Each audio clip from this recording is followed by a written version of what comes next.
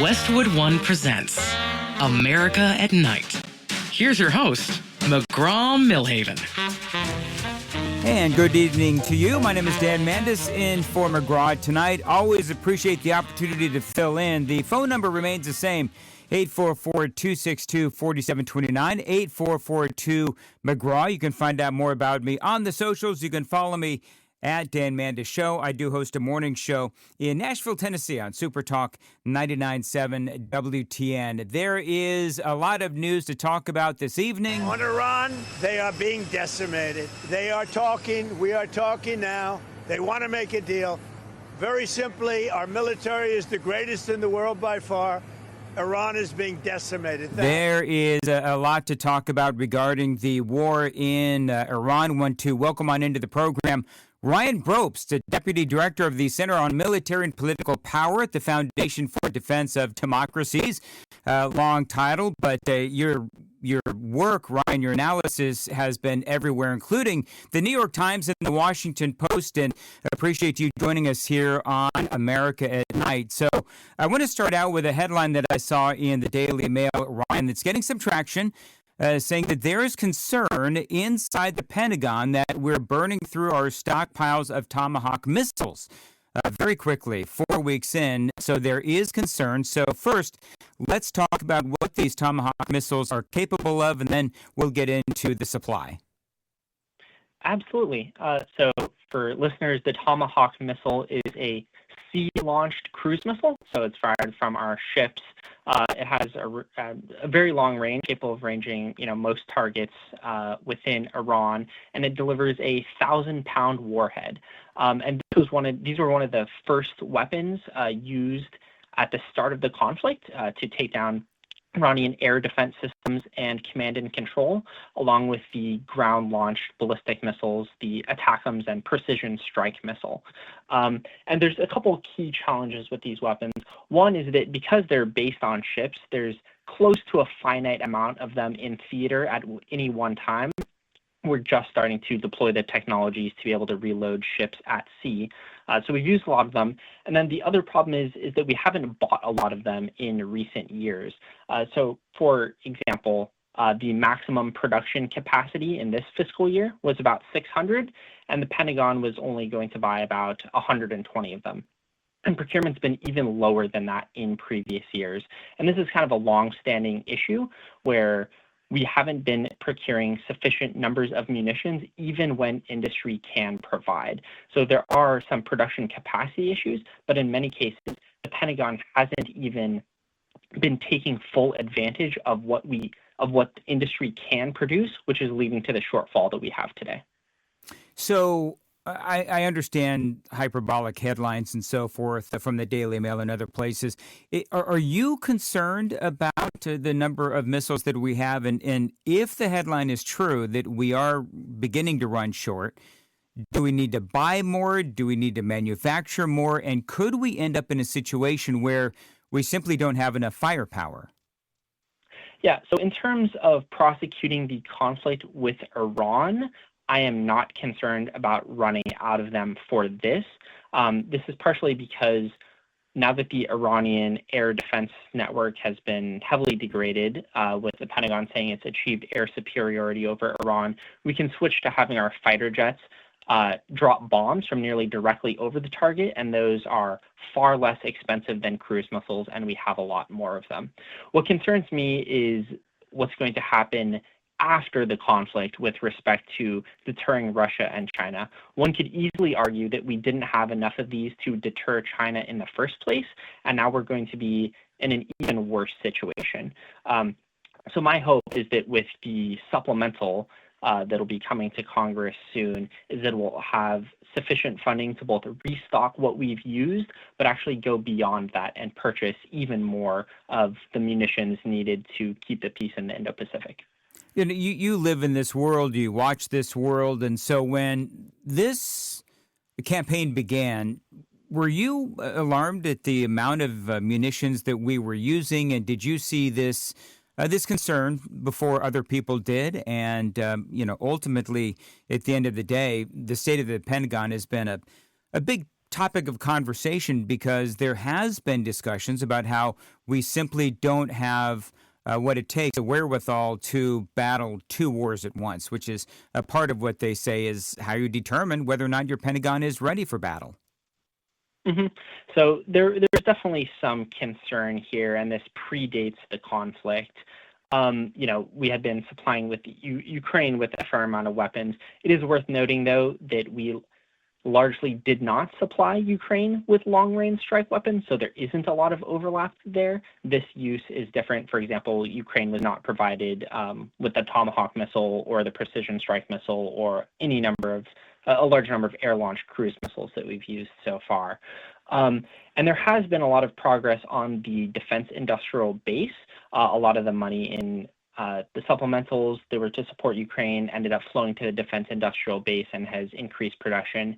But the bottom line is that that's still not enough, in my opinion. If we're facing one of the most dangerous strategic situations since World War II, we should really be taking full advantage of what industry can produce so that we can prevent a very costly war instead of having to fight it. Ryan Brobst is our guest here on America at Night. My name is Dan Mandis, in for McGraw Milhaven. There's been a lot of talk of the U.S. taking control of Kharg Island. It does seem like we get fresh perspective daily on this, and of course, everybody's got a different opinion. To get to the island, we would have to go through the Strait of Hormuz. President Trump said this earlier today. And we're negotiating now, and it'd be great if we could do something, but they have to open it up. They have to open up the Strait of Hormuz. Excuse me for this. I'm so sorry. Such a terrible mistake. The fake news will say, he accidentally said, no. There's no accidents with me, not too many. So the president doesn't seem real worried about getting through this critical waterway. But so folks that don't know, Kharg Island is where Iran exports their oil from. It's critical to their economy. And the thinking is that if we take Kharg Island, we control Iran's economy and, of course, that oil supply as well. But there's a lot of risks involved. Talk about the dangers to our troops. Yeah, absolutely. So the first danger for our troops would be getting there in the first place. There's two Marine amphibious ready groups and the Marine expeditionary units that go along with them that are transiting to the region. And to get to Kharg Island, they would first have to transit through the Strait of Hormuz. They would have to go throughout the entire Persian Gulf, probably over 350 miles to Kharg Island. And then they would have to take the island. The bad part is that's only when the problems would begin, because Kharg Island is only about 20 miles off the Iranian coast. So any of our forces there would be subject to attack from ballistic missiles, cruise missiles, drones, rocket artillery, potentially even cannon artillery firing rocket-assisted projectiles, and even FPV drones, which have been used in the millions in Ukraine. They actually have the range to reach Kharg Island. So there would be significant threats to the troops on the island, as well as to the ships and aircraft that would have to linger around the island to defend them from all those threats that I just mentioned. It's interesting because one of the things that I'm hearing you say, lots of artillery, missiles, and so forth, with our men and women right there on the island. Would part of the risk be with Iran is that if they do all that, they could actually do damage to their own island? Certainly.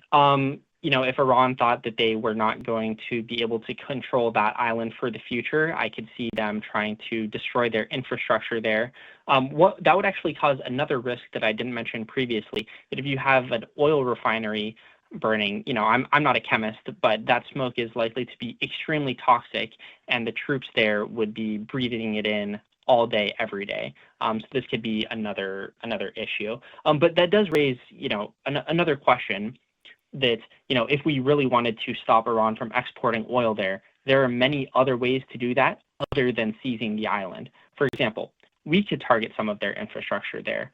We could also apply sanctions to countries purchasing the Iranian oil. We could board and seize the ships coming from that island. all of those are better options than actually seizing it. It is interesting with Cargill, and there has been a lot of debate on what we should do. You talked about trying to get our ships through the Strait of Hormuz. I read somewhere that with America, that our demining capabilities aren't that great, needing to improve. Iran has been putting mines in the Strait of Hormuz, and that will obviously do damage to our ships, any ships. What's your opinion on our demining capabilities? Do they need to improve? Do you feel like we have the ability to get those mines out of the water? Yeah, so this is an area in which the U.S. has not heavily invested in over the past 20 or 30 years. Several minesweepers were recently decommissioned, and a lot of our minesweeping ability lies in the troubled LCS class of ships, who, some of their technology is still experimental and experiencing teething problems.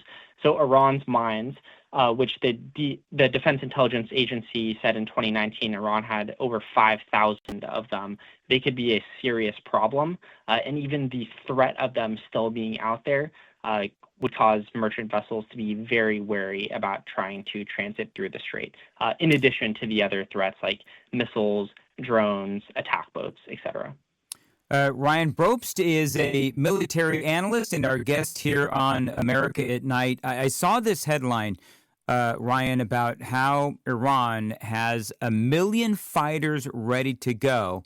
Now, I'm sure that there's some propaganda here, perhaps some clickbait, but I want to delve into that coming up next here on America at Night. Again, my name is Dan Mandis. You can find out more about me on the socials at Dan Mandis Show. Follow me if you would. The phone number, 844-262-4729, 844-2-McGraw. We'll return next right here on America at Night. Live from coast to coast, this is America at Night with McGraw Milhaven.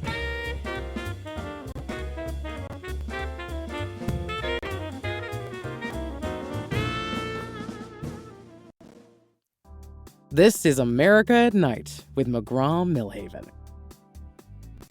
My name is Dan Mandis, in for McGraw. Always great to fill in on America at Night. The phone number, 844-262-4729, 844-2-McGraw. I host a morning show in Nashville, Tennessee on Super Talk 99.7 WTN. You can find out more about me on the socials at Dan Mandis Show. And glad to be speaking to Ryan Brobst, Deputy Director of the Center on Military and Political Power at the Foundation for Defense of Democracies, talking about the war in Iran.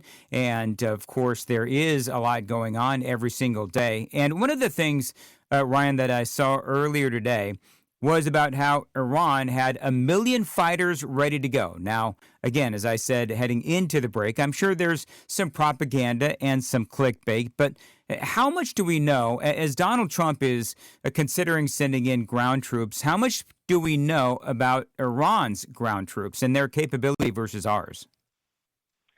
Yeah, so Iran does have a significant number of ground forces. If you added up all of their active duty personnel, plus all of the reserves, plus the IRGC, you could maybe get to around 1 million. They're operating some pretty outdated hardware that's actually often based on U.S. equipment that was sold to them before the 1979 revolution. So, I would generally consider their equipment a few decades out of date.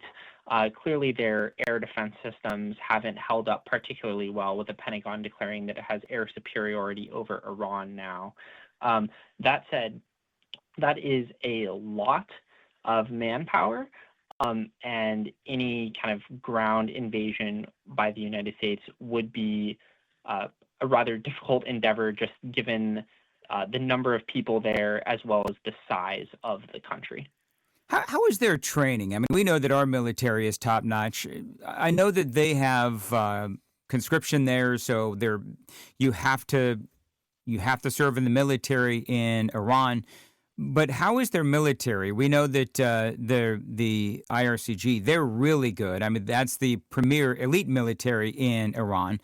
but that's not all million of them. I mean, there's some folks there that are, perhaps what you'd call reserves, weekend warriors, whatever. So just by and large, the million fighters, I mean, what's their training like?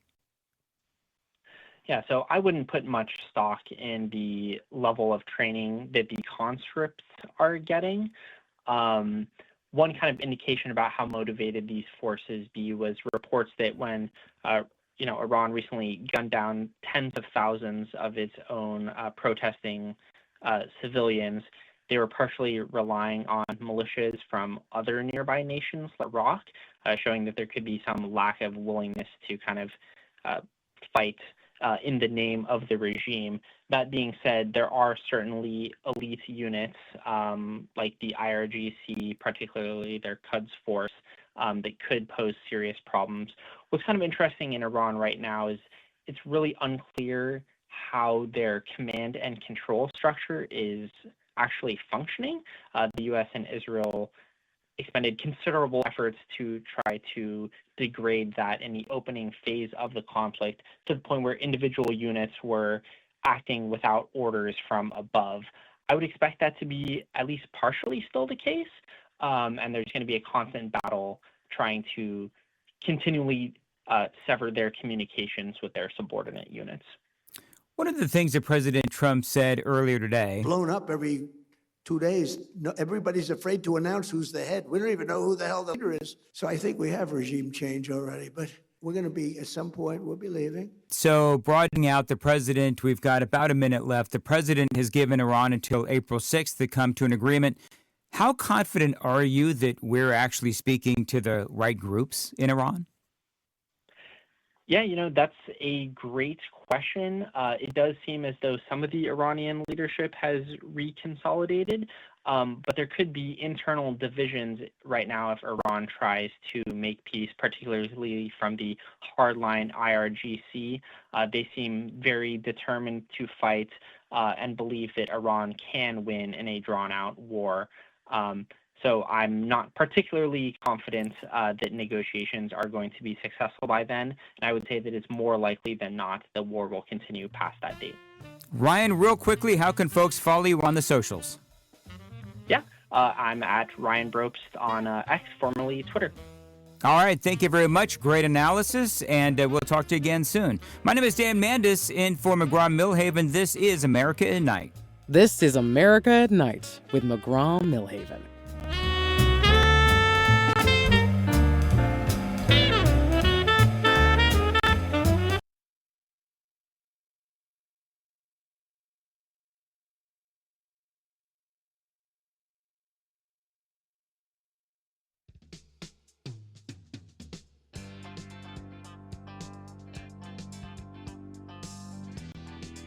This is America at Night with McGraw Milhaven. Phone number is 844-262-4729, 844-2-McGraw. My name is Dan Mandis in for McGraw Milhaven. It's always an honor to fill in. You can find out more about me on the socials. I host a morning show in Nashville, Tennessee on Super Talk 99.7 WTN. Stop, truck one, stop, truck one, stop, truck one, stop. Bill 2603, go around, runway heading 2000. To reiterate, LaGuardia Airport is closed at this time. No aircraft in or out. And that wasn't good to watch. Yeah, I know I was here. I tried to reach out to my staff, and we were dealing with an emergency earlier, and I messed up. No, man, you did the best you could. I mean, just heartbreaking on so many levels. Of course, we know that there was a runway collision at LaGuardia Airport in New York, and this actually followed a near miss at Newark Airport, so it has been a rough week.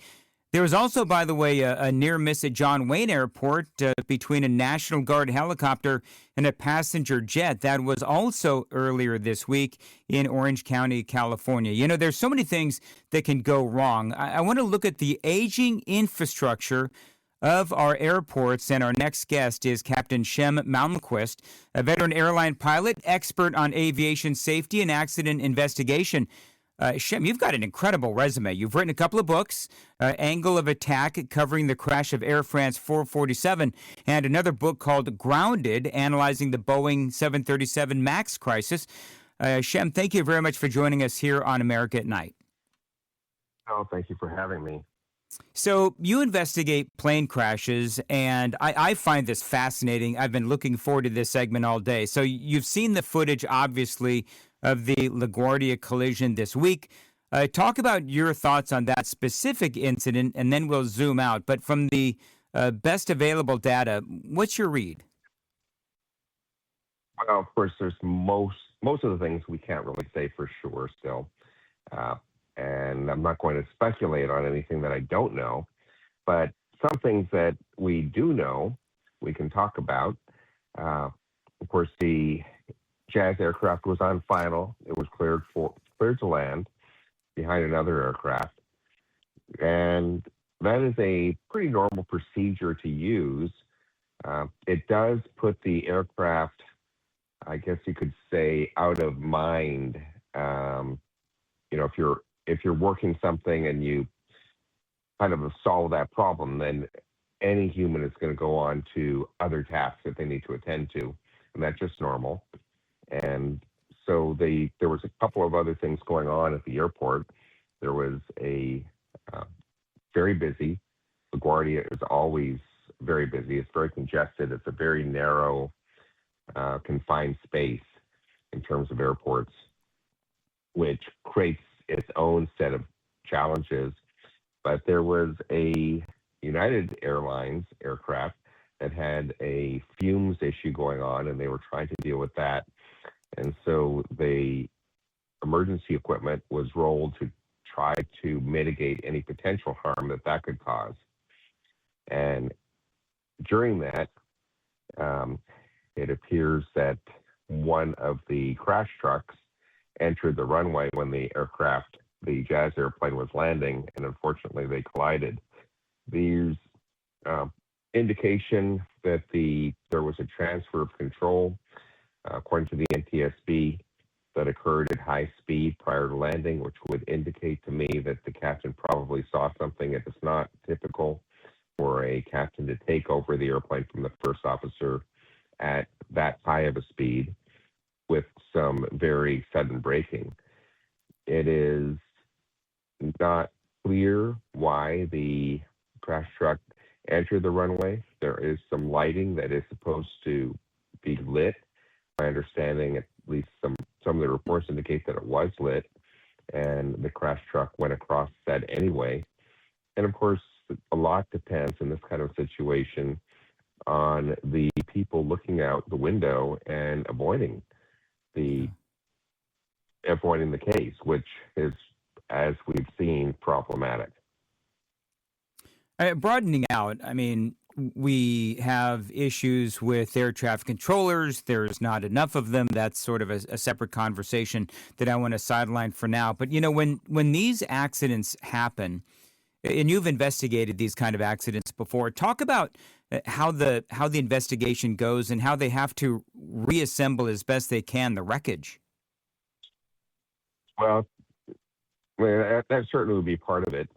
In this case, as the physical examination of the aircraft itself and the crash truck is going to start by just eliminating factors, even though we have a pretty good idea that they might, that they probably weren't something that was involved.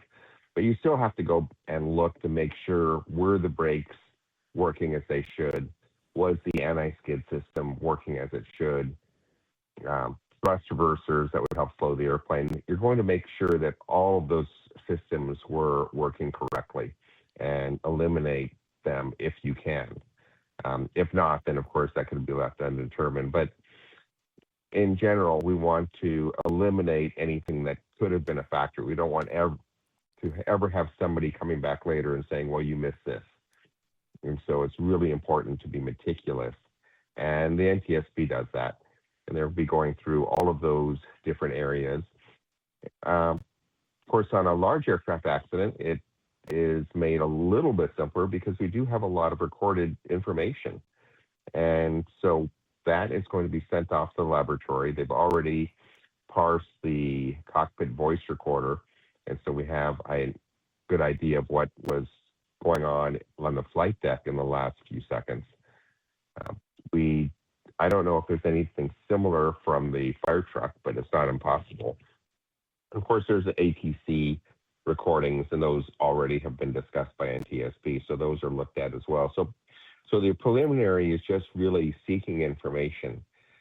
If I were to be involved, I would be using a slightly different approach than is used by NTSB. Well, it's an approach based on system theory, which creates a programmatic way of looking at the evidence, which is so far not being used by the NTSB, although the New Zealand Civil Aeronautics Authority is just starting using some of these newer methods. Shem Malmquist is an aviation expert and our guest here on America at Night. Okay, let's talk about the antiquated equipment that the air traffic controllers and the pilots and everyone has to use. And so I know that this has been a conversation for as long as I've been hosting talk shows, which, to be honest, feels like forever. Give us a read on how old this equipment is and how big of a job it is to upgrade.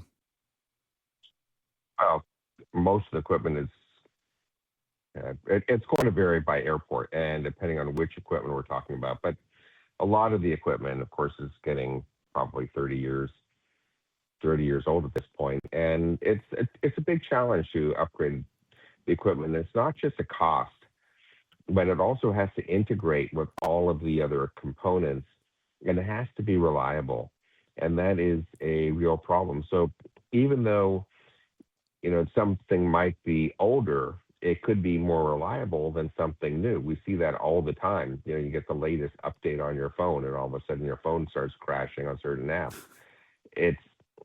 So the same thing can occur, but we really cannot have it occur on a critical system. So in some respects, it's better to keep the older equipment and just make sure that you have the staffing and training to keep your hands on it until you can really go through an extensive testing and your quality assurance program to make sure that your newer system is not going to cause any problems. And the main thing with instituting a new program, which tends to be missed, is ensuring that your requirements are accurate. That is, unfortunately, an area that gets less attention, especially when they are trying to bid these contracts to the lowest bidder, which is what they do. And the way they try to cut costs, they say, well, we can spend a little bit less money up front by not going through all the requirements. And what happens then is that you pay for it on the back end when you're trying to patch it, because it's really fairly inexpensive to fix things on the front end, even though it raises those front end costs, but extremely expensive to fix them on the back end. So it's a major problem. And not only that, but once you put in new equipment, there's a large training footprint that needs to happen that is just not something that people usually anticipate. They kind of have the idea that you can get something brand new and you can just put it out there without training. And that might be fine if it's a consumer app or a video game. But when you're getting into a safety critical system like air traffic control, it's just not enough. Shem Malmquist is an aviation expert and our guest here on America at Night. Shem, I've got to take a quick break, but when we come back, we're going to talk about how long is this going to take to fix? Because it seems like, as I mentioned before, we've been talking about this forever. So, Shem, hold on. We've got a lot more straight ahead. America at Night, 844-262-4729, 844-2-McGraw. We'll return next right here on America at Night.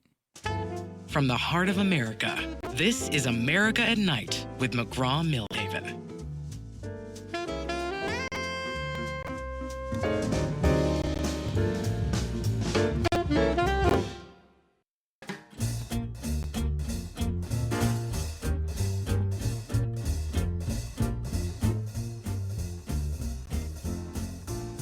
Welcome to America at Night with McGraw Milhaven.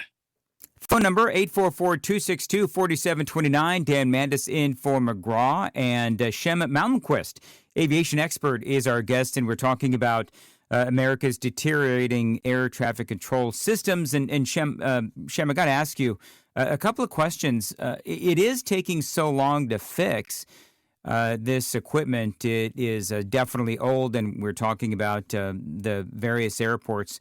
But when you talk about how old it is, I mean, is it too simple to just say, well, why haven't they been upgrading these systems along the way?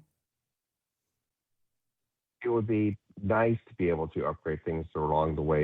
The problem is that it all has to be integrated. So, and one of the real problems, and we see that in corporate America also, as they've had to upgrade computer systems that are antiquated and using older systems. And when you can bring in new computers, but the newer computers have to have a way to talk to those older systems. And often the only way they can do it is do things like speak screens and try to translate that. And that is not great if you are trying to run a corporation, but for a safety critical system, it's a big deal because it is very easy for the system to read the wrong number. And one wrong number, and you've ended up with a big mess. We try to mitigate that in certain ways. For example, when numbers are sent electronically, they are sent both written out as well as at the individual digits, because all it takes is one of the ones or zeros to swap out and be the wrong thing for the wrong digit to show up. But it's much harder for the entire word. For example, the number 11, you have too many characters, so it's much less likely that it's going to mess it up. And so you have to magnify that across the entire country. So just replacing the equipment seems like an easy fix, but it isn't. One of the interesting things with this computer age is that we actually see cases where countries that are much less developed can pick up the newer equipment, and it's even less expensive often than the older stuff relatively, and upgrade their system, and suddenly they've leapt ahead of us in terms of technology just because they didn't have anything to start out with that they had to switch. So it's a real mess of a problem. And of course, the United States has really the largest single air traffic control system or system in the world in terms of the volume of aircraft and in one country. So like in Europe, you could have one country, and they do coordinate with each other, but different countries can do different things to a certain extent. But we can't do that as much in the United States. So it's really been a challenge to get things upgraded. And it's taking a long time. And of course, it takes a serious investment from the government to be able to do that. And that is a challenge when we have a constant shift of who is prioritizing what every few years. I don't know how to fix that, but that's just the reality of the situation. Well, and here's I'm listening to this, and it's just fascinating. Do we need to try to replace some equipment while we're still using the old equipment? It's not just like you can flip a switch and all of a sudden we've got the new equipment, right? Exactly right. We can't just flip a switch and have the new equipment, but we are replacing things over time. So it's not like it's not happening. It's just that it's time consuming, and you have to really make sure things are working before you put it into another place. And we have to get settled on who is going to be doing it, what equipment we're using. Ideally, you use companies that have a lot of experience in the domain. You don't try to bring in somebody else just because they were, really good at making, for example, video games. Doesn't mean that they're going to be good at making some other kind of technology. And design it using extremely robust hazard analysis methods, which we do have, but are not used as broadly as they should be, to try to create some, it's really just revamp the entire system. The good news is that FAA is implementing the newer methods, and they know what they need to do. It just, as long as they don't get, pushed aside by political pressure or other things, because they are a government organization, they know how to do it now. And it's just a matter of them getting the resources to do it. And I'm very confident if they get the resources, they can do it. Shem, I've got about a minute left, and I feel like I need 20 minutes to talk about the impact of AI. But can AI help in this situation? AI is a real problem, because what happens is that if AI doesn't know something, it makes things up. It's a very simple way to put it. So if you ask it a question that it knows the answer to, it can probably do an okay job. But if it's not sure, it just goes up and takes the best guess from what it happens to have from the internet, which is not great. So you have to be really, really careful using any kind of AI. It does not work as well as people think it does. It can do, and the problem is it works really well most of the time. And so you get to start trusting it, and then it can really let you down.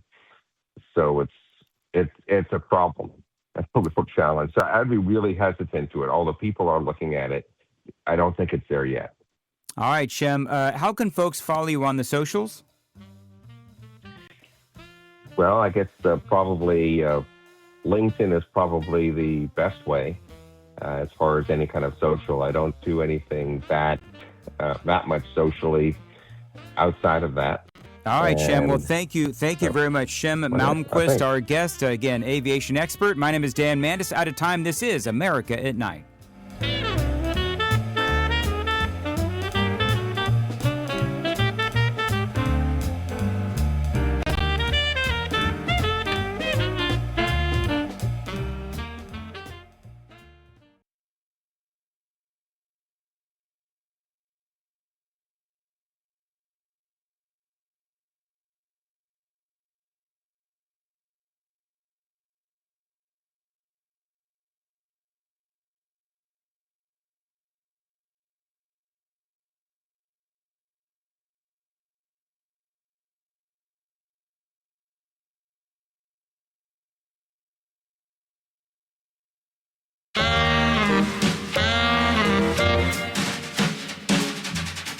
Westwood One presents America at Night.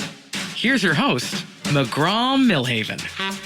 My name is Dan Mandis, in for McGraw tonight, and the phone number remains 844-262-4729, 8442-McGraw. You can find me on the socials at Dan Mandis Show. You can find America at Night on the socials, Facebook, Instagram, Twitter as well. And it's always great to fill in for McGraw right here on America at Night. One of the things that people seem to talk about a lot, I consider myself a political animal, and I love all things politics. And one of the things that is always a topic of conversation, how do you reach the younger voters? And how do we reach, as people who are interested in politics, how do we find the future leaders of America? Well, there is an organization, and they are doing just that, trying to reach the younger generation. And I want to welcome on into the program Matthew Hurt. He is somebody who works with the Leadership Institute. And what they do, and Matthew, what you do, is you work with recruiting and training young adults and I guess teenagers perhaps as well, to become politically active, developing our political leaders of tomorrow. And Matthew, thanks for joining us here on America at Night. Dan, it's really great to be with you. And yes, I was identified as one of those young, I was 19 years old. I grew up outside Nashville. I now live in Washington, D.C., working at Leadership Institute. But I grew up in a church. A gentleman came to me and said, "You should run for office." I had an interest in politics, and I said, let me give it a go. So at 19 years old, I ran for office, and that was the bug that bit me, and I've been involved now I guess for 20 years now, and we still identify young people and get them plugged into the public policy process, politics and government. So let me ask, do you believe that currently there is not as much interest in the younger generation to get involved in politics? Are they so jaded at this point that they want nothing to do with it? Yeah, I think we are in a weird time where young people have a unique interest in politics. And what I tell people of all ages is that if you don't take an interest in politics, politics will take an interest in you. Most Americans don't think about politics or government until it has a negative or adverse interaction with their lives. And young people these days have an entrepreneurial spirit. They want to go out and create something. They want to go out and be a social media influencer. They want to make something happen in their community. And oftentimes they will encounter some permission grantor, oftentimes a bureaucrat or an elected official who will say, no, you can't do that.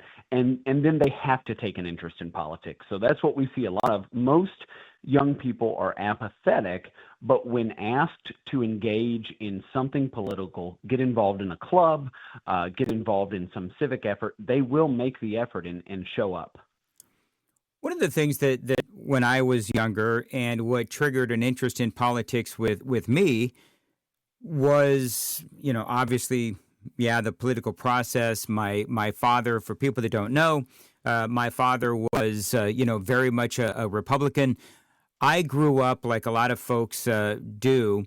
I grew up opposite of what my father and his interest in politics was. He, of course, again, being a Reagan Republican, and I, of course, wanted to be the complete opposite, and I fancied myself a liberal. And that has definitely changed over the years. But when you start recruiting these young adults or these older teenagers, perhaps, I'll ask you how young your recruitment goes. But is there a misconception or a perception of what politics is amongst these young people as opposed to what the reality is? Well, I would say that young people start out idealistic. So I just remember back when I was 19, I thought I could change the world. And a lot of young people say, I can go out and change the world. And then they actually run headfirst into politics or into government, and things slow down dramatically. What we do at Leadership Institute is identify those young people who want to change the world and who have had some adverse interaction on campus or in their community. And we primarily train conservatives. That said, there's not a partisan label to it. And so we get them involved, primarily college-aged in those early years, to say, how can you organize your friends to start a club? How can you go out and volunteer for the conservative candidate of your choice? We don't get involved in the executing the election side of it. So going out and voting, that's a political effort that Leadership Institute doesn't involve itself in. But just what do you need to know to be a better citizen? And young people are idealistic. They're ready to jump into the fray, and we give them the tools to do that in the best way possible so that the old guys who are involved in politics will take them seriously. What age do you start recruiting these young folks to become interested in politics?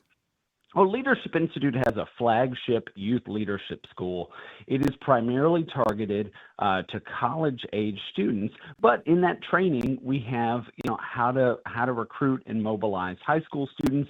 Again, I think back to my time in high school. I wrote for the school newspaper. I was politically interested, and you will find young people who are high school aged who are interested. And then more broadly, outside of the traditional school system, a lot of homeschool and parochial school students who are high school aged are very interested in politics, primarily because their parents have seen some interaction with the school system or with the government. And increasingly now in our schools, when I was in elementary school, I didn't know what the political inclination of my teachers were. I didn't even know if they were married. But now increasingly in the school system, there's politicization in the classroom. And just as you did, Dan, when you were growing up, you wanted to reject the status quo or reject your father's politics. We're a little bit rebellious at that age. Many young people want to reject the politics they're seeing in their own classrooms. Yeah, we can expand this out to talk about what is going on in the colleges. Of course, this has been going on for years now. But in colleges, if you are a conservative, by and large, generally speaking, you are looked down upon. And we've all seen the videos online on Instagram or Twitter or whatever it is, where you'll have a conservative booth out there, maybe a free speech booth, whatever it is, and then somebody from the other side will come over and literally start destroying the booth. And so do you think that kind of behavior, and obviously if somebody is trying to stop your freedom of speech on a college campus, then there's good guys and bad guys. And in my opinion, the bad guy is the one trying to stop somebody else's freedom of speech. Do you find that as a motivating factor for conservative students? It is incredibly motivating. I think back to my college experience, and all but two of my professors were left of center or progressive. I had two conservative professors. And in those classrooms with liberal professors, I actually wanted to speak up. I wanted to fight for my principles. And then out on campus, we had, opposing student groups. And I was always looking to have the conversation. I think people who want to stamp out free speech, they're so scared of somebody else's ideas, they don't even want them to share those ideas. When I was in college, I thought I would bring the left and the right together and have debates and discourse.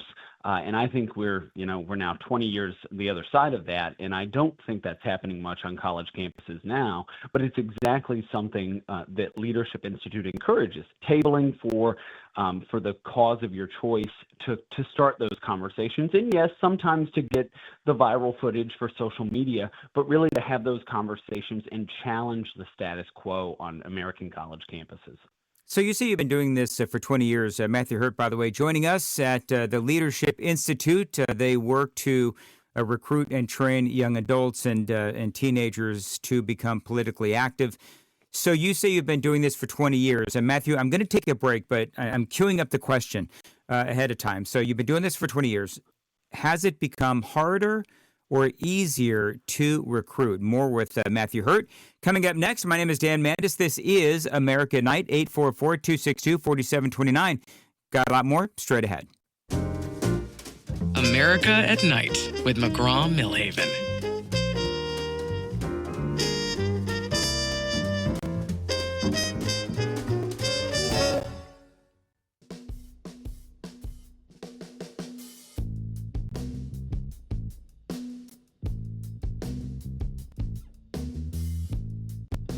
Coming to you from the heart of the nation, this is America at Night with McGraw Milhaven.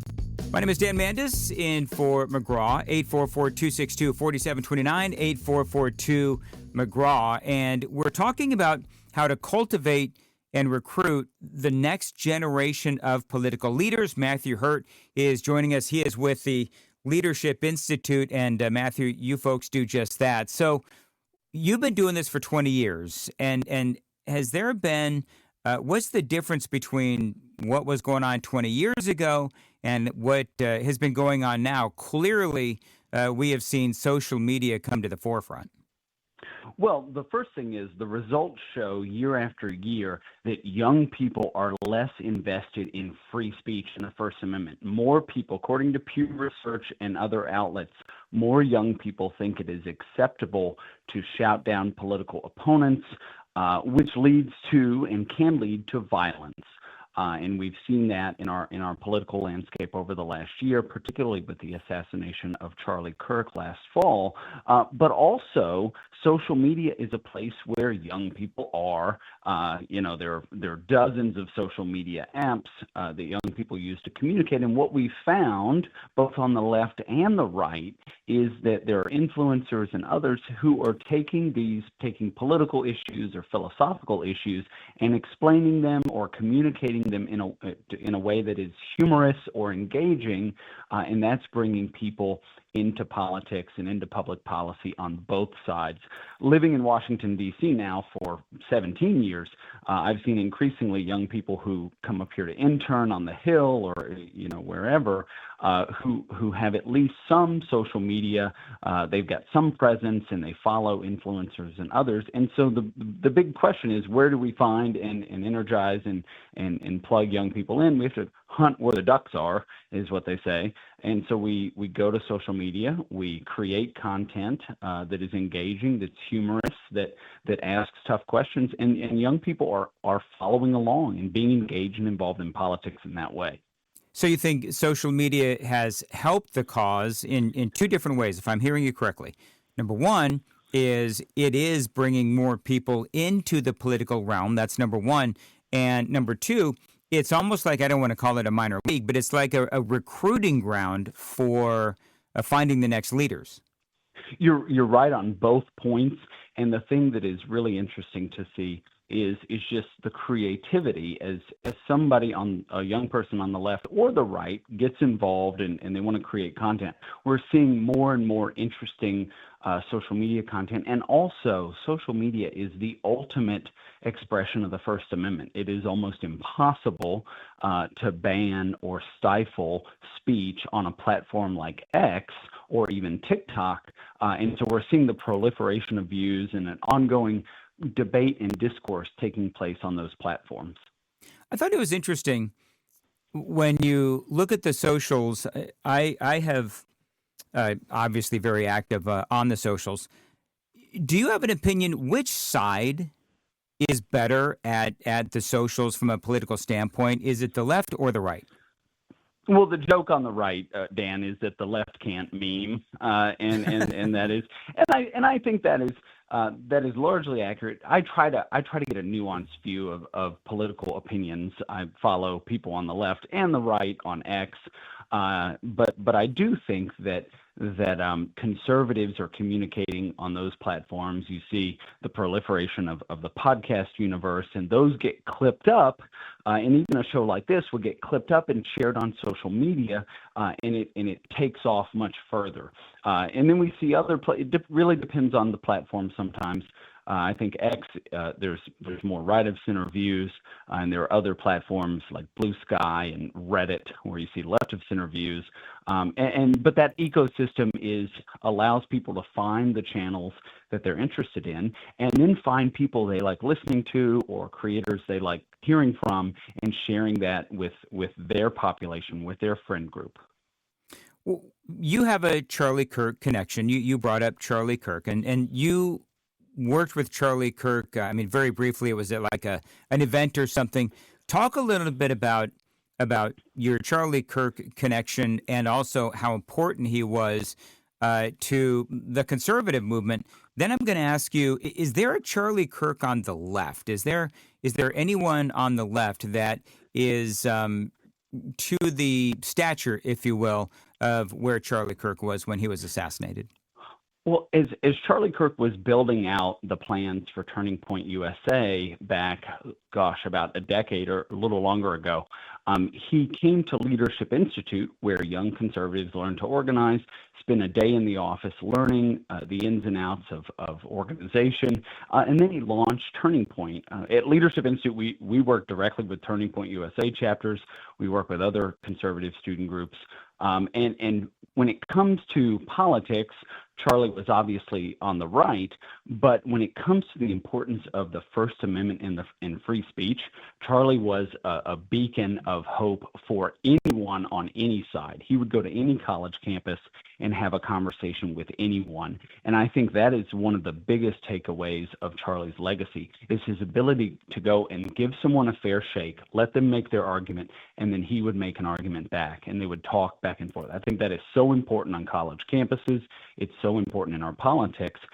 And I don't see an influencer or a figure on the left like Charlie Kirk. And I think that is where, in the last election in 2024, the Democrats spent millions of dollars sort of promoting a couple of influencers, but none of them took off as organically or like Charlie did in Turning Point USA, and everything that he and his organization did and still do, the organization on college campuses. Yeah, it is interesting because we were talking. I do a podcast in Nashville with some of my co-hosts there. It's called Mostly Peaceful with Dan and Chris. And we're talking about the differences in social media influencers on the left and the right. And we were trying to come up with who is that person on the left that, is sort of Charlie Kirk-esque. And we did have a hard time finding that person, finding that name. Two names that I came up with, Bill Maher was one, and Piers Morgan was another. Not exactly sure where Piers Morgan stands on politics, but he's more of a journalist. But those were the two that I could think of, and I do respect Bill Maher an awful lot because to me, he is somebody who is a truth teller. He is willing to speak to the power of his own party as well as take out the other side. Matthew, I'm going to break protocol. Can I ask you to stay for one more segment coming up next? I'll stick around, Dan. All right, thank you, Matthew. Got a lot more straight ahead. This is America at Night. Coming to you from the heart of the nation, this is America at Night with McGraw Milhaven.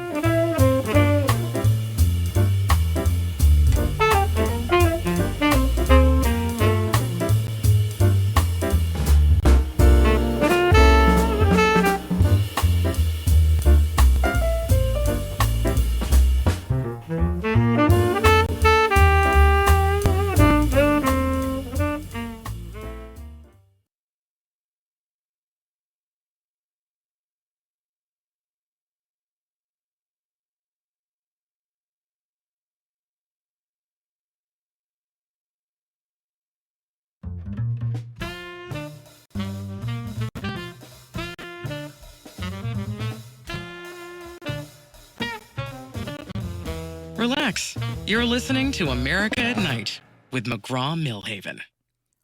My name is Dan Mandis in for McGraw tonight. 844-262-4729, 844-2-McGraw. Don't forget we have open lines in the next hour. Matthew Hurt is our guest this hour with the Leadership Institute. They work with training young adults and teenagers to become politically activated, really cultivating and developing our political leaders of tomorrow.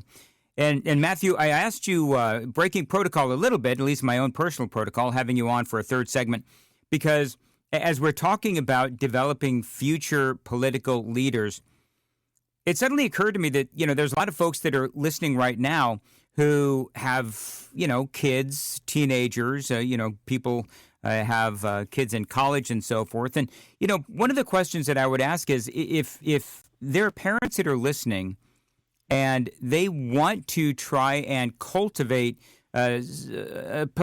political awareness in their kids, what's the best way to do that these days?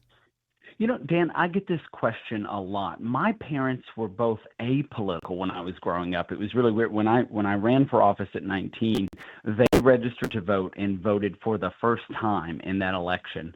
But a lot of parents are interested. They see their kids go off to school and they come back politically different. But Leadership Institute has those resources. So we're online at leadershipinstitute.org. And then, as I mentioned just a bit ago, the flagship training school, it's 2 days, it's intense, it's a weekend training, is at leadershipinstitute.org/YLS, and that gives you all of the programs for the rest of the year. There is one the weekend of April 10th. I'll be down there in Nashville that weekend. And then there are a number of, actually, Dan, this is quite interesting. We've started doing them on cruises through the Gulf of America, because what we do is we fly students in because of the generous support of our donors, and we've actually found that cruise ship trainings cost about 25% less when you take into account catering and lodging. So we're doing 3 of those this year. So the flagship school is how I got my start in politics and public policy. My state representative sent me to one of these back in 2007, and now I travel the country and train with this team, and we see usually 100 young people at a time. And one of the coolest things about it, Dan, obviously you get practical political training, but you also get to network with young people from across the country and even sometimes around the world who come to the U.S. for this training. And these are friends that you're going to stay in touch with for years.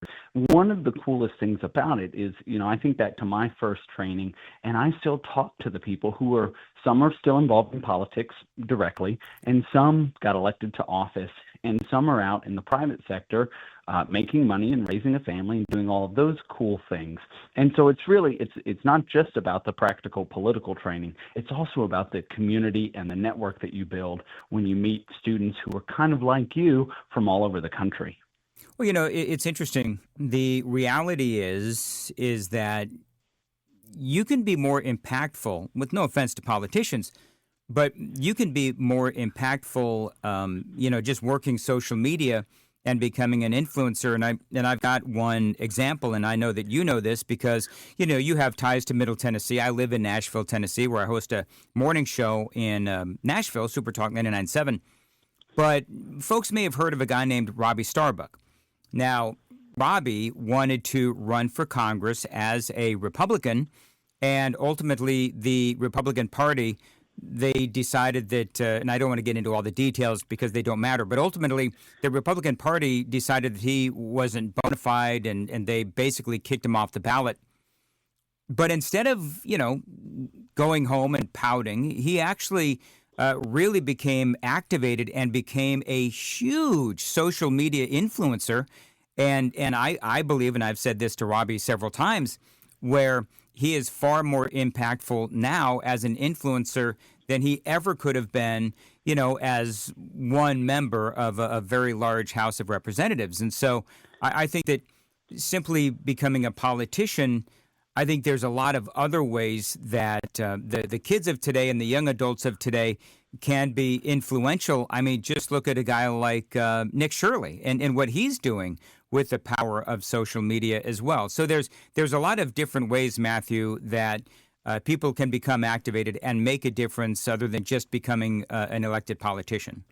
Well, Dan, you are absolutely right. And people like Robbie Starbuck and Nick Shirley do important work on social media. I would even say you could go and get the political training and understand your principles and then go out and be an entrepreneur. When you start signing the fronts of the checks, and you create jobs and you create opportunity and you hire employees, you can have a direct impact in public policy. 66% of the businesses in the United States are small businesses. That means they were created by somebody who had an idea and hired a couple of their friends, maybe a couple dozen more, and a couple hundred. And those individuals can also make it. You can make an impact in so many ways in politics by not just being a politician in Washington, D.C. or in the state capitol near you. And there are many outlets, but it takes those principles at the foundational understanding of what it means to live in a free society and be a good citizen, and then go out and communicate those through the channel or the avenue that is most appropriate for you. One of the things, and you and I were talking earlier, Matthew Hurt joining us from the Leadership Institute, I was asking, basically you have a guy like, Charlie Kirk, and there will never be another Charlie Kirk, but I was sort of asking about the influencers on both sides. And I think one of the things that I really liked about Charlie Kirk was there were times when he would disagree with Republicans, and I think that gave him even more credibility. And Matthew, you and I were talking about who is on the left that sort of fills that Charlie Kirk type role. You've got a lot of folks on the right, but on the left, and I was truly grappling with a name. And my friend Karen said she found me on Facebook, of course, and sent me a message. And she mentioned, somebody not nearly as young as Charlie was, but Stephen A. Smith. And I think that Stephen A. Smith and Charlie, I think Bill Maher as well, they all have one thing in common. And that is that while they defend their principles, they're not afraid to call out the leaders in their own party. Stephen A. Smith, of course, clearly a Democrat, but he's not afraid to call out the Democrat Party. He wasn't afraid to call out, for example, Kamala Harris. He wasn't afraid to call out, for example, Joe Biden and the people that were saying that Joe Biden was sharp as a tack when clearly the former president was not sharp as a tack. And I think that shows a level of critical thinking that is necessary in tomorrow's leaders. And I think that air of independence and independent thought is really important these days. You're absolutely right, Dan. And I'm a member of one political party, and I often call out people in my own party. And I think it takes somebody who has an understanding of what it means to be, again, a good citizen, the principles that make this country free and awesome as America celebrates its 250th anniversary, And the Republican Party and the Democratic Party don't have a monopoly on the best idea, but it takes coming together and having those conversations. And that's exactly what Charlie did on college campuses. And many people came away, they may not have agreed with Charlie, but they came away with a broader understanding of the issue that was being discussed. And that is so important. If there's a parent listening right now, I've dealt with this in my own life with friends, and if there's a parent, and you may want to answer this, maybe not, but if there's a parent out there that has a certain political value, whether it is Republicans, and like my dad, Republican, and he's trying to raise his son, me, way back in the 80s, in the early 80s, and clearly I was a liberal growing up, and then I eventually saw the light. And actually, you were talking earlier, Matthew, about how usually when young adults or teenagers have experienced a negative impact with our government, that's when there's, the light bulb goes on over the head, and it goes off over the head and so forth. I had a negative experience with our government related to taxes, and my dad saw that as an opening to, talk about how our government spends the money and so forth. But, if there's a conservative who is looking at their child and thinking, oh, my goodness, my kid is growing up to be, on the left, or if it's a progressive or a Democrat parent and their child or their young adult is a conservative, do you have any recommendations for, a parent who may be dealing with that? What's the best way for somebody to deal with that if you're a little dismayed at how your kid is turning out politically?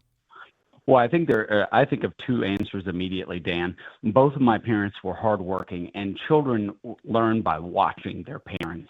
And I just always remember my dad going to work, and he was hardworking. And when it came to right around Christmas, he would work overtime, and my mom was always hardworking. And so I got that value of hard work. Now, that's not a Republican or a Democrat value, but it is an American value, and I think that was instilled in me at an early age.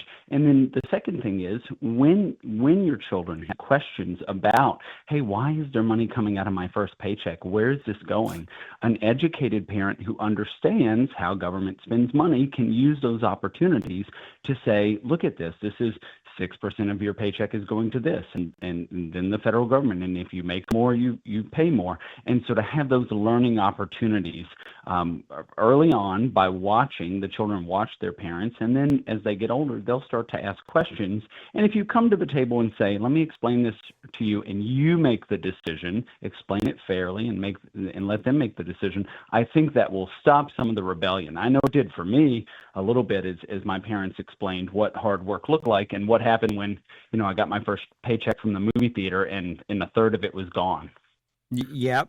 My first paycheck when I was working at Sir Pizza and Chicken in California, and I looked at my paycheck and it was like, okay, so where did all my money go? What in the world? And then as I got older and I worked a number of different jobs because I'm a bit of a workaholic, and that continues today. But I would work a bunch of different jobs, and then of course I didn't do the right tax filings and so forth, and didn't have enough taken out. And all of a sudden, I'm 21, 22 years old, and I'm working a bunch of part-time jobs, and then my dad tells me, oh, yeah, you didn't have enough taken out because of the 3 or 4 jobs that you're working, and now you owe $3,000 in taxes. And again, he used that as a learning experience for his son, and it really did make all the difference in the world. I think he was incredibly patient, and he waited for his opportunity, and obviously it stuck over time. Matthew Hurt, always great to speak to you. How can people find out more about the Leadership Institute, and how can people follow you on the socials? Well, Leadership Institute is online at leadershipinstitute.org, all one word, .org. And I'm on X primarily at Matthew Hurt, MattheWHurtt. All right, Matthew, thank you very much for joining us here on America at Night. My name is Dan Mandison for McGraw Milhaven, 844-262-4729, 8442-McGraw. We'll return next. America at Night with McGraw Milhaven, where the nation comes to talk.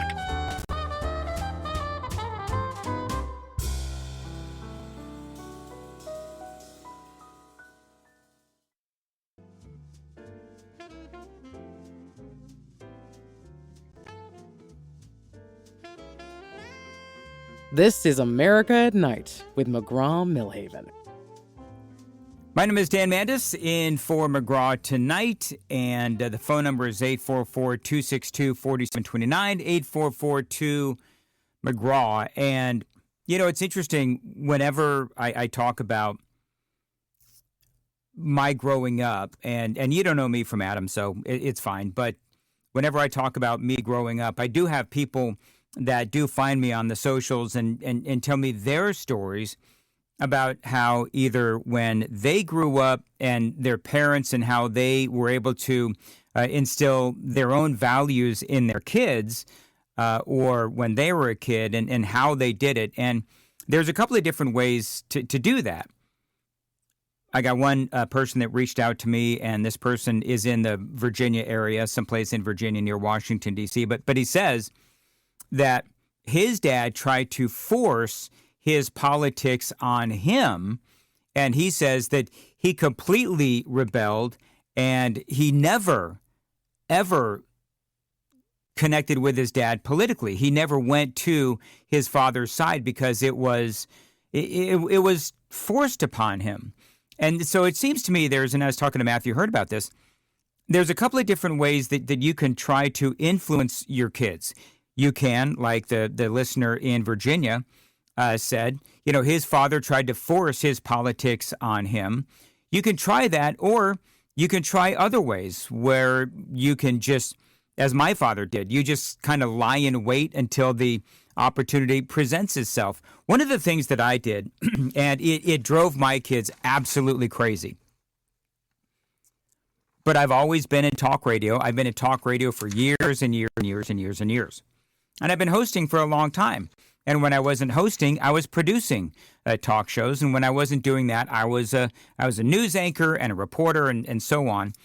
And so how I dealt with politics with my kids was, or just, you know, plain old teachable moments, is if I saw a story in the news that I thought would be a teachable moment, I would print out a hard copy and I'd bring it home. That's what I would do. I was a really fun dad. And I'd say, okay, kids, gather around the table. We're going to talk about this news story. And we would talk about it. And, you know, they might have a different opinion than I would about the news story in question. But we would talk about it. And again, I'm a conservative, and I would try to instill my conservative values in my kids, I didn't demand it.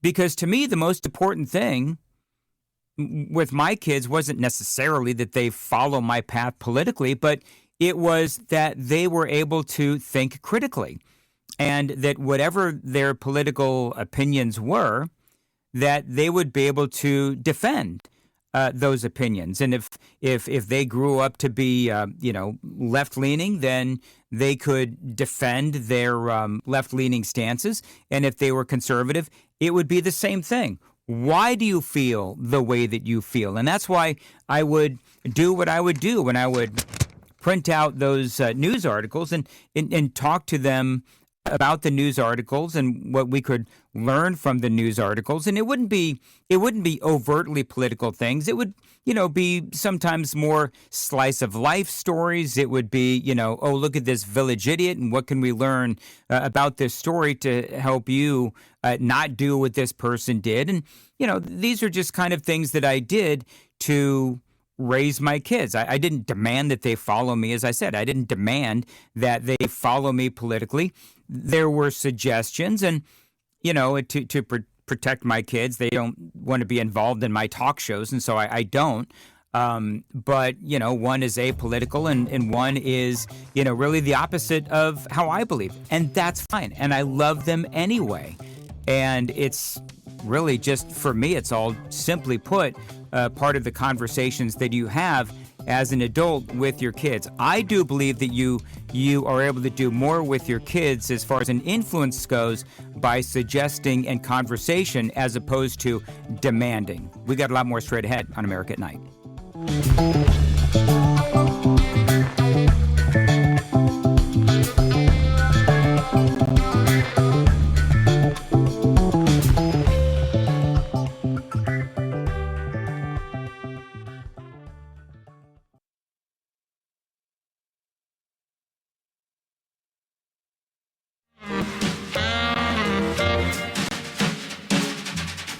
Westwood One presents America at Night.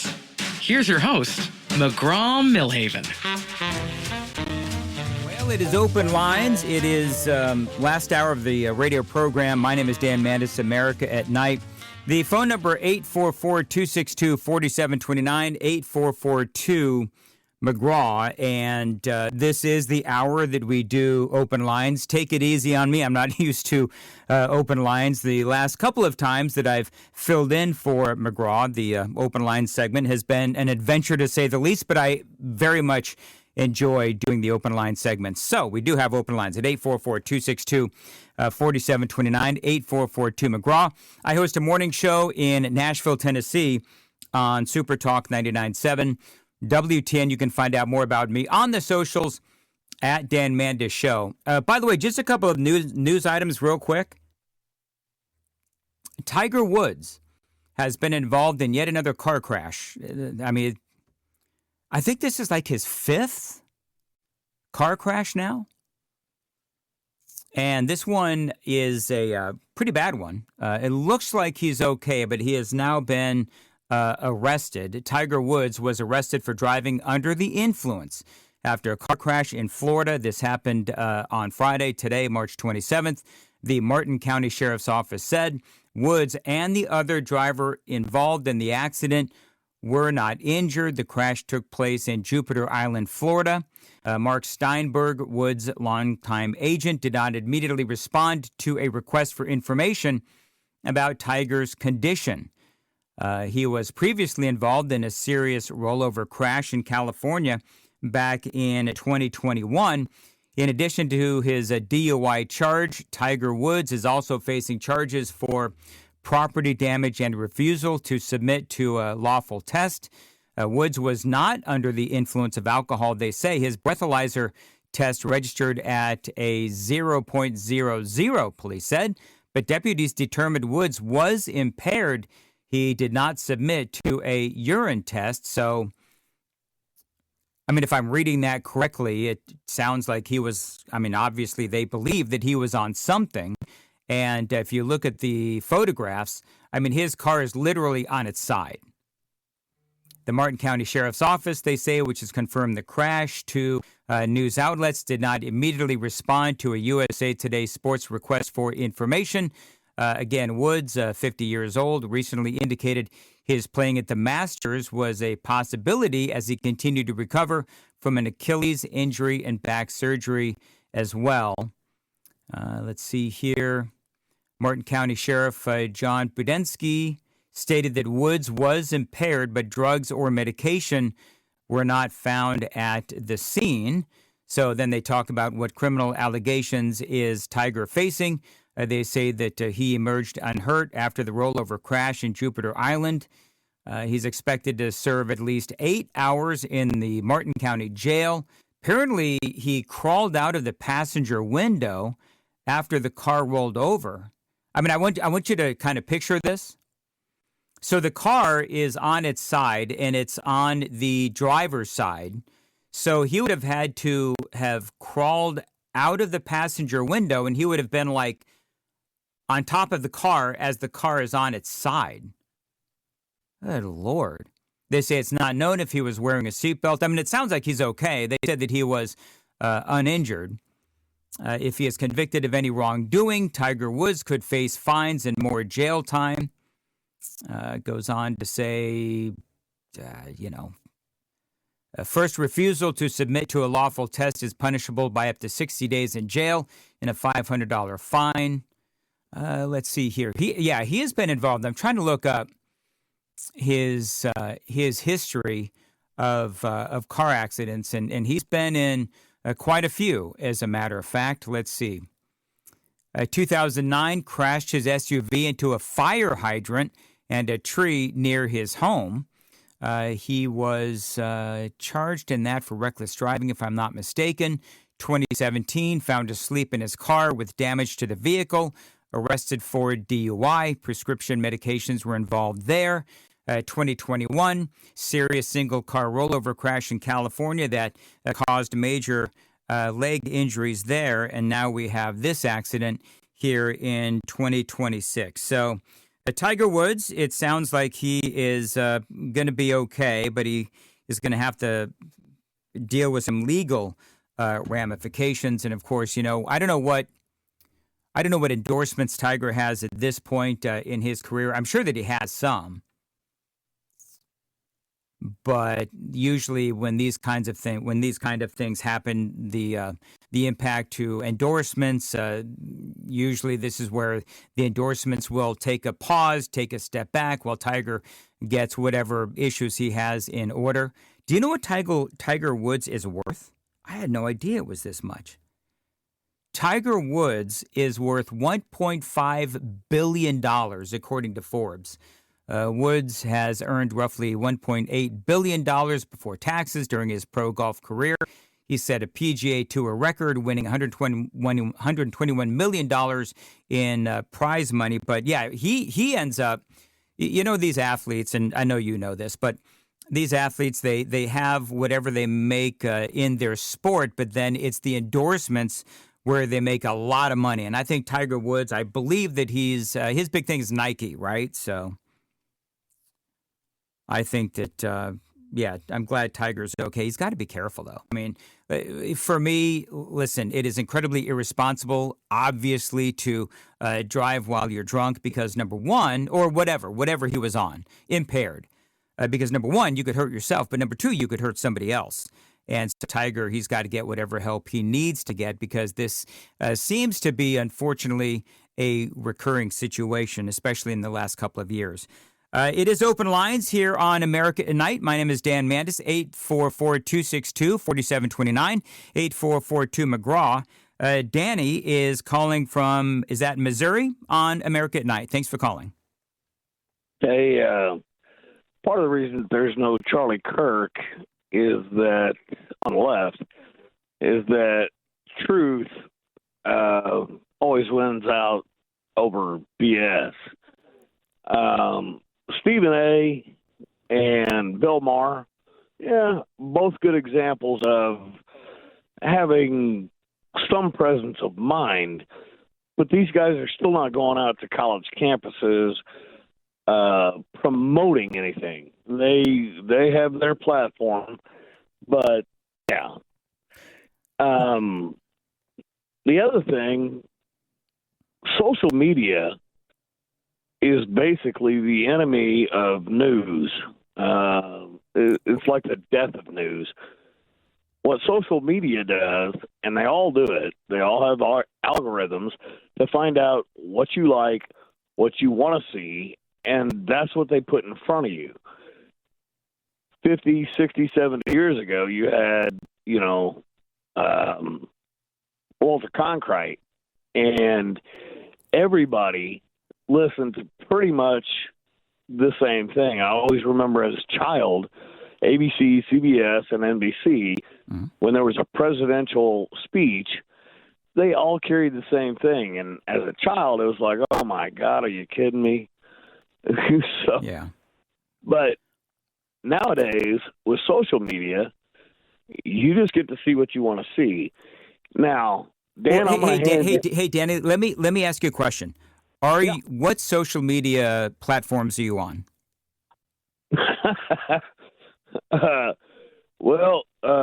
Let me give you three guesses, and the first two don't count. How about zero? Okay, you're on zero. Okay, so I'm going to say this to you. There was a time when I actually felt the way that you do, but I would push back on what you're saying because while you're right, there's a lot of fake stuff, especially with AI now on the socials.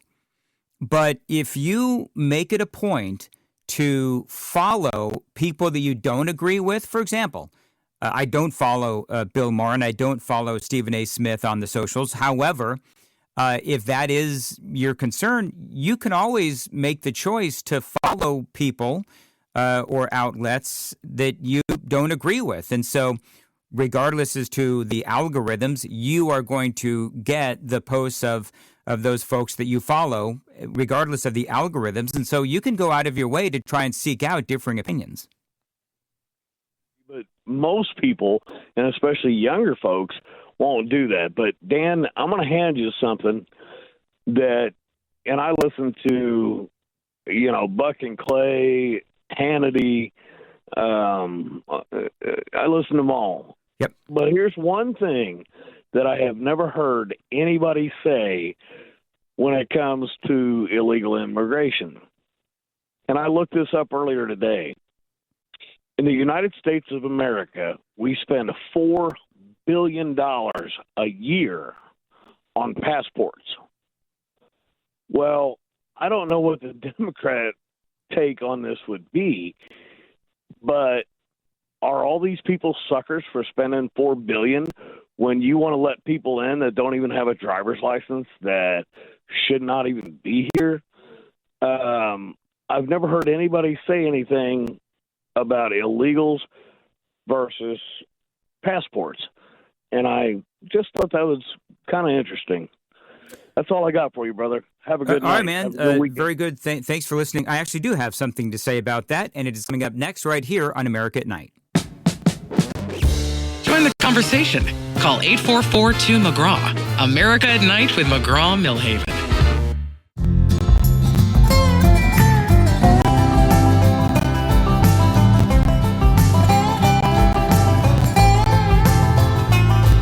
Welcome back to America at Night.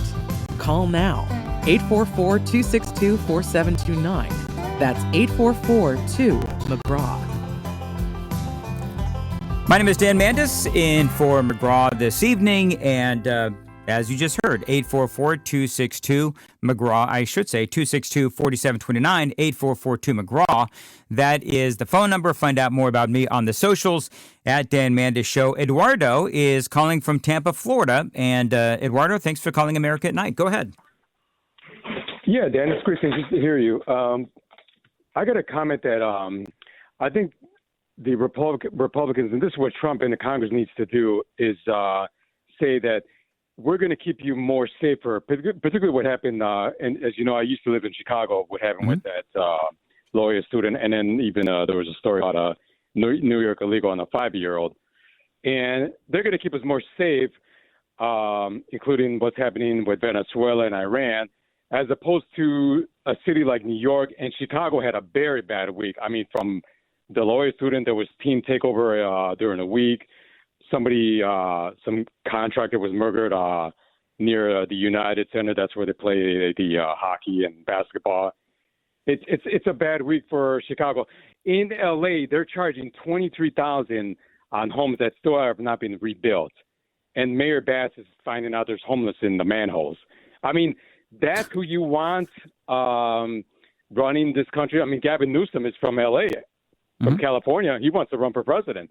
Even Governor Pritzker in Illinois. I mean, those two, you want those two running for president as an alternative to what we have now? I mean, absolutely not. Well, it is interesting, Eduardo. We do have the presidential coming up in 2028. When you look at the two parties, right?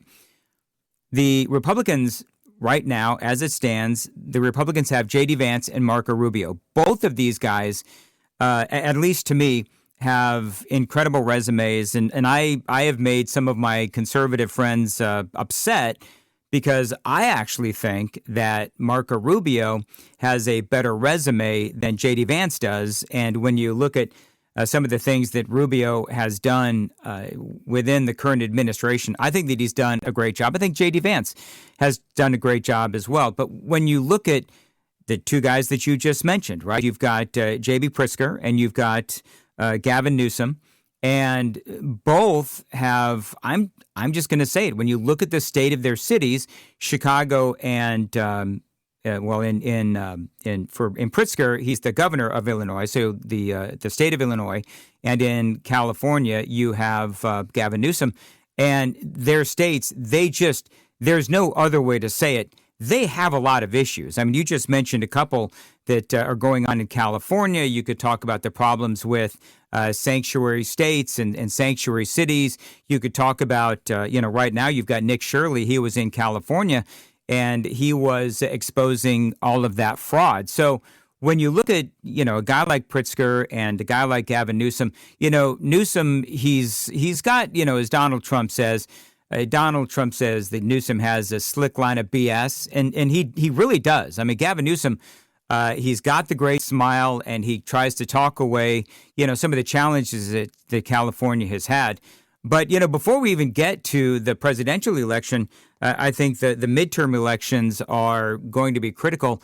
And I can't believe I'm going to say this, Eduardo, because everybody says it, but this year's midterm elections are going to be the most important midterm elections we've ever seen. And this time we mean it. And by the way, we say that every 4 years. So what are your thoughts about the midterm elections?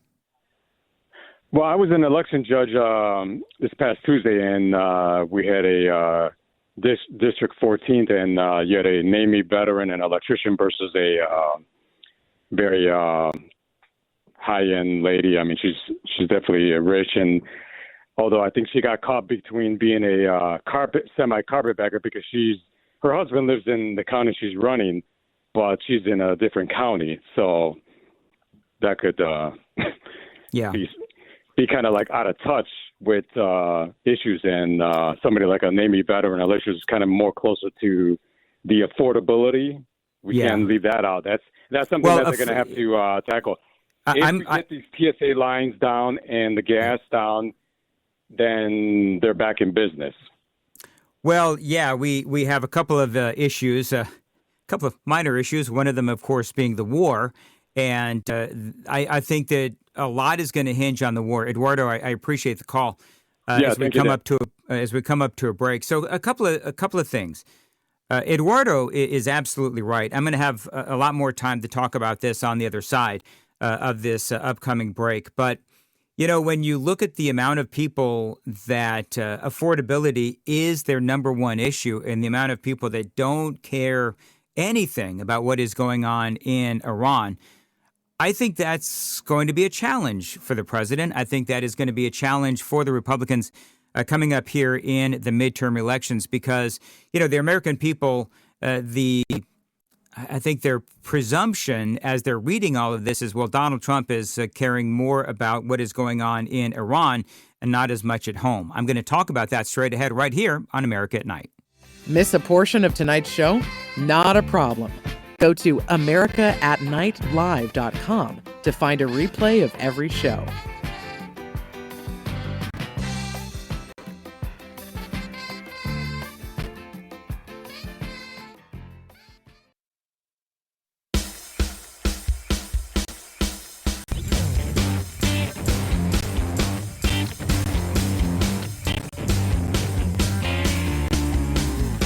What's on your mind?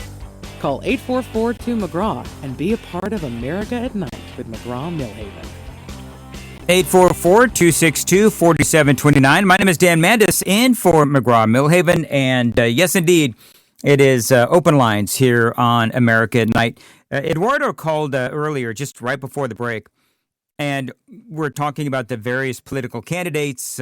We started out talking about the presidential in 2028. Right now, you've got, I don't know, for the Democrats, I guess there's two big names, right? There's Gavin Newsom and J.B. Pritzker. And then for the Republicans, you've got Marco Rubio and you've got J.D. Vance, right? So there's other names that are out there. Somebody hit me up on the socials. You can find me on the socials at Dan Mandis Show. And somebody said, send me a private message on Facebook. But Dan, what about Stephen A. Smith? Stephen A. Smith for the Democrats. Stephen A. Smith has said a number of different times he is not going to walk away from the money. He is making a crap ton of money working for CNN and doing the sports commentary and so forth. And I'm also going to say this.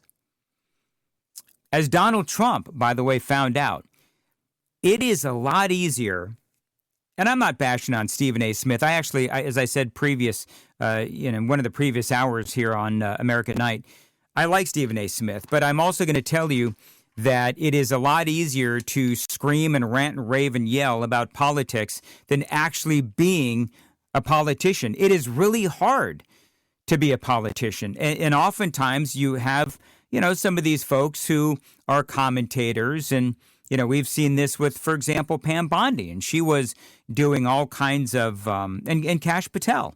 You have these folks who they spend a lot of time commenting on various things in the news, in the media, and on podcasts. And then you actually end up in the situation where, with Pam Bondi, she becomes the attorney general and Kash Patel becomes FBI director. And all of a sudden, you've been talking a good game all this time. And then suddenly you're in the seat and you are in a position where you have to now fulfill some of the promises, if you will, that you have made when you were on podcasts or as guests on the news shows. And so, it's a lot different being a commentator than being an actual politician. When you're a politician, as Donald Trump knows, you've got to deal with Congress. You've got to deal with politicians. You've got to deal with the other side. So, it's just, for Stephen A. Smith, it's a lot easier to talk a big game on a podcast than to get in there and actually, do the job of being a politician and working not only with the other side and dealing with the other side. If you're Stephen A. Smith, that means dealing with the Republicans, but also dealing with people in your own party that might be more radical than Stephen A. Smith would be.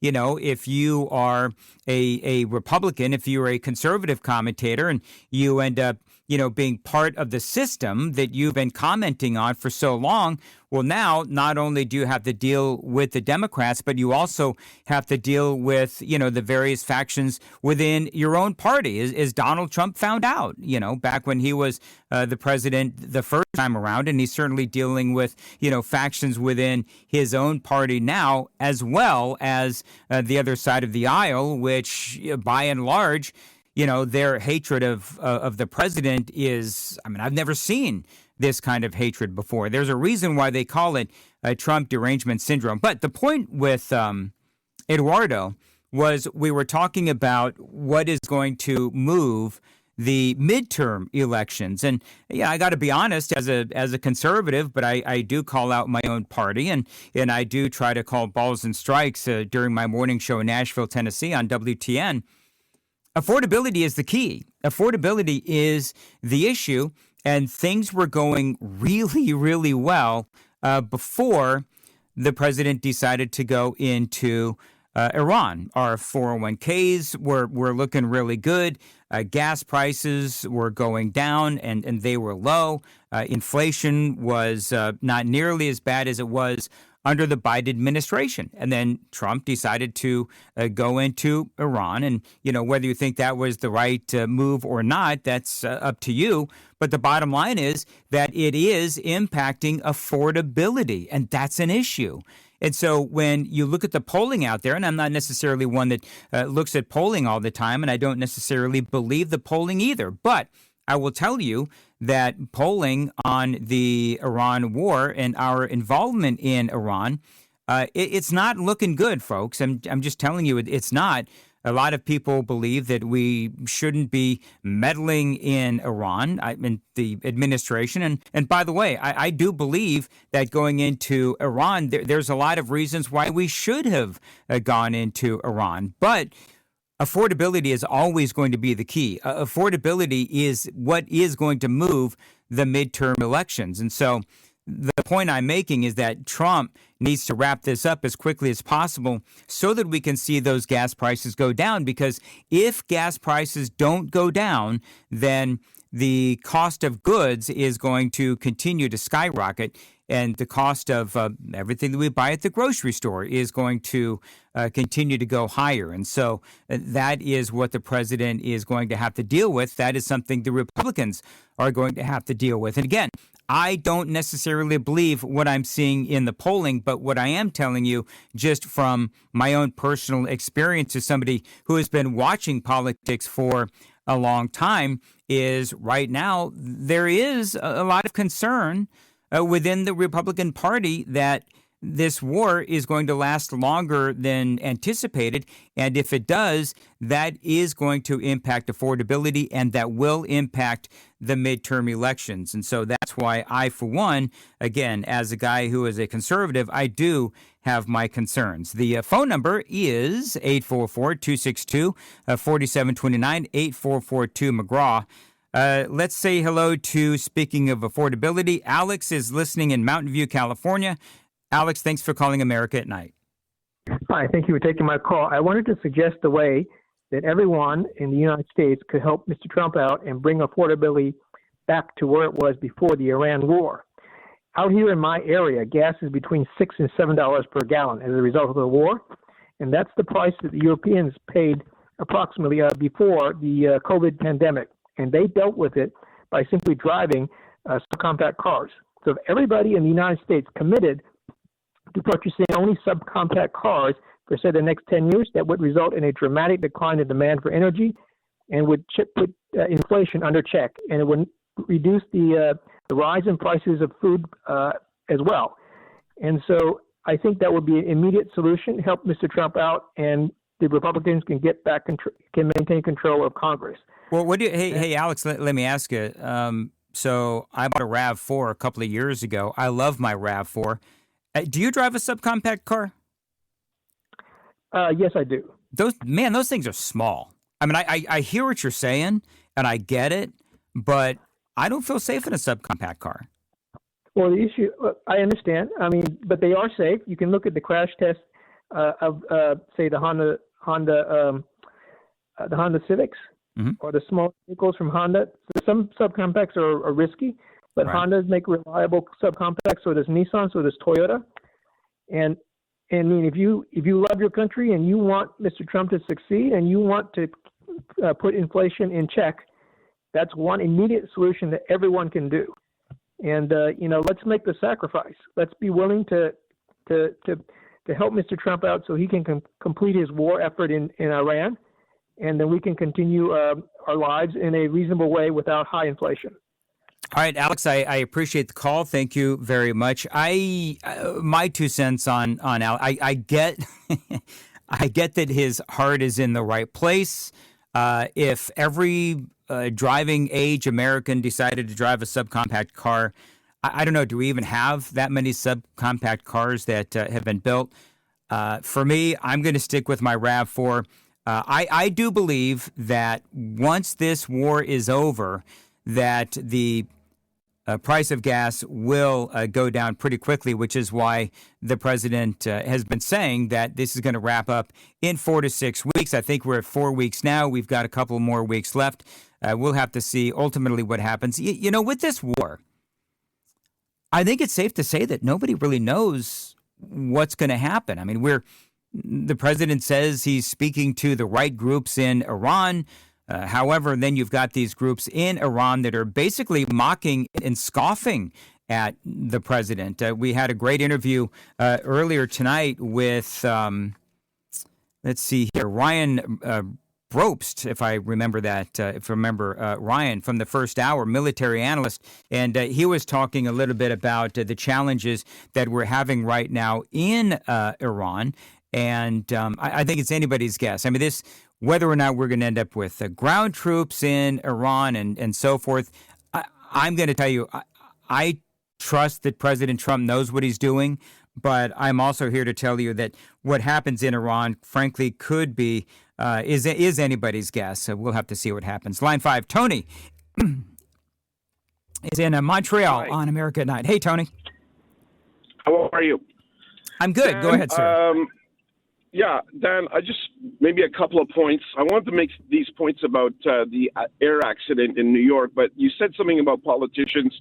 You said that it's tough being a politician. I don't think it's tough being a politician. I'll tell you why.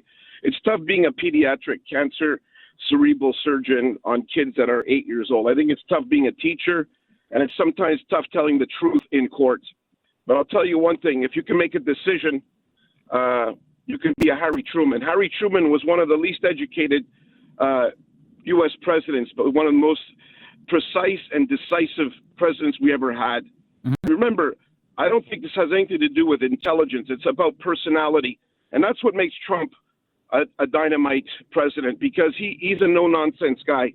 He's listening, watching like a hawk. He reminds me of one of those, osprey hawks off the coast of Maine, diving in at 200 miles an hour, picking up prey, because he knows the weak spots. He knows how to pick people out, and that's the way he deals with the world. That's the way he deals with the business world, and that's the way he deals with politicians. And that's why the Democrats are deadly afraid of Trump, because there's nobody like him in the last, I would say, 50 years other than Kennedy, John F. Kennedy, who was another decisive president. And it has nothing to do with party. It has everything to do with personality and obviously intelligence. None of these people are dimwits. These are brilliant. Yeah. Hey, Tony, do you know, and I agree with you on a lot of the things that you say. Do you know what you haven't mentioned that Donald Trump has that I believe is also critical? He's got guts and he's incredibly brave to make the decisions, to make the hard decisions. And whether or not the decisions are right or not, that's a whole different conversation. But he's willing to make the decisions that he feels is right. He's very brave despite the political consequences. I think that is also something that the president has going for him. Tony, I've got about 45 seconds. Go ahead and make your point real quick. I just want to say one thing about that. Yes. Donald Trump is a crisis manager, and that gentleman has my vote any time of the day, because he can make a decision and he's willing to stand by it. He doesn't care if 500 people are against him. If he believes it's right, it's right. And that's why people in the lower echelons of society go, hey, this is a billionaire that can talk to people that are lunch bucket people, and he likes lunch bucket people. And that's why the Schumers of the world, the AOCs, the BSers of the world that are always pontificating and propagandizing don't talk straight. Trump talks straight to the New Jersey tough guy that's in the construction zone. He was in New York walking through Manhattan talking to regular guys that are eating lunch, and he was stopping, shaking hands. He's a hero. He's a modern-day hero that people can relate to and that people love. And the Democratic Party has nobody that came up with any ideas like make America number one. Come on, man. He is the guy that's bringing the ring. He brings the ring. He's the championship guy. Hey, Tony. You're in Montreal? Yes, sir. Are you like an American living in Montreal, or? I'll tell you what. I'm a plenipotentiary from the United States. The American government gave me a scholarship at Colby College and paid my way when the Canadian government wouldn't give me a dime. And today I went from being a street kid in St. Leo, Montreal, a tough area, where my dad was a boxer. Basically, we would have fought our way into life. He put me in school, taught me multiple languages. I was learning English. When I came to school, I was speaking Ukrainian and Italian, not even a word of English and French. My dad said, "You're not fighting in the streets. You're going to fight in school, and you're going to fight someday and be something of importance." And the Americans paid my way at Colby College, an Ivy League school, because I was a great hockey player. And then from there, I got a law degree, 2 law degrees from McGill. I'm a person that appreciates a country that puts their blood and money on the line daily. They are not a country that doesn't put their mouth where their money is, okay? And I will always support the United States. I don't care. I'm attacked in Canada. I have an American flag. I have guys telling me to F off when I'm driving my car. Mr. Trump, keep going. You are right. Take out the Ayatollah. Take out the Cubans. Take out every dictator on the planet, because you're the only one that supports Christians in Africa, in Syria. You're a person that was sent by God to help us get through the nonsense of the woke and the broke. All right, Tony, I got to go, Tony, but I love it, and I love your story. What an incredible story, and thank you for calling America at Night. We'll return next. America at Night with McGraw Milhaven, where the nation comes to talk.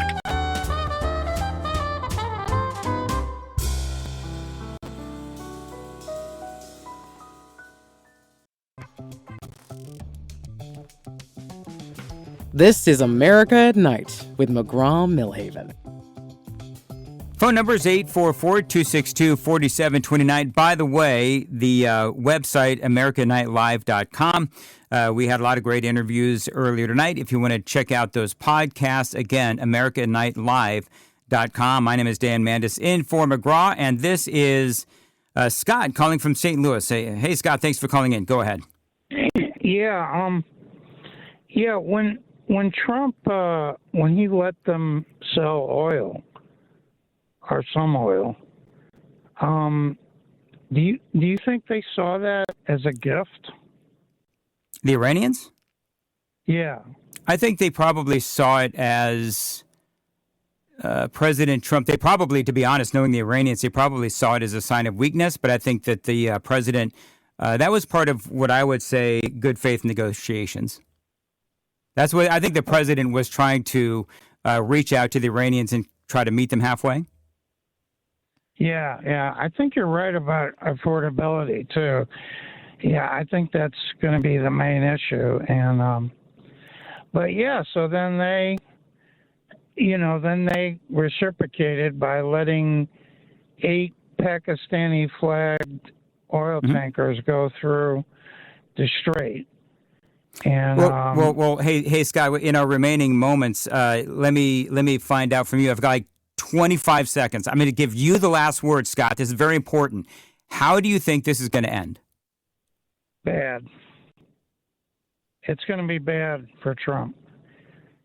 I hope it's not bad for the troops. All the troops going over there. Yeah.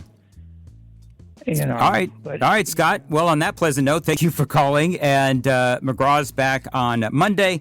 Appreciate you listening to America at Night, and pray for our troops. That's what I'm doing, and I know that you folks are doing that as well.